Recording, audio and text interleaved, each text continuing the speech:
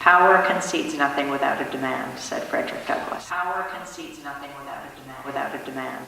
It's our job as journalists to pull back the curtain, to show the reality. Could you imagine if for just 1 week we saw the images of war, the babies dead on the ground, the women with their legs blown off by cluster bombs from Iraq to Afghanistan, the soldiers dead and dying for just 1 week. Americans are a compassionate people.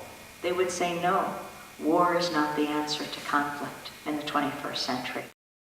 Power concedes nothing without a demand, said Frederick Douglass.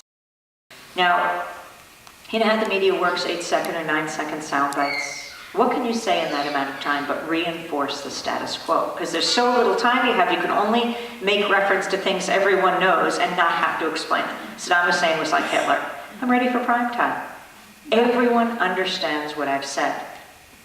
But if you have something else to say, like US government officials might be guilty of war crimes, that actually is in less than 8 seconds. But you still sound a little crazy. Like, what are you talking about, war crimes? You have to explain the Geneva Conventions, Nuremberg principles, and then you've gone outside the limit. But that is important, to have that space. We need people in the media, on television, who think outside the box. Think how we have been boxed in by it. The status quo, we can't afford it anymore. Global warming, the global economic meltdown, the lack of health care in this country.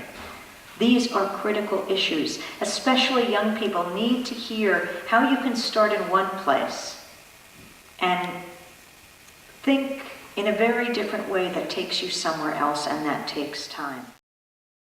Democracy now. Power concedes nothing without a demand, said Frederick Douglass. Democracy now.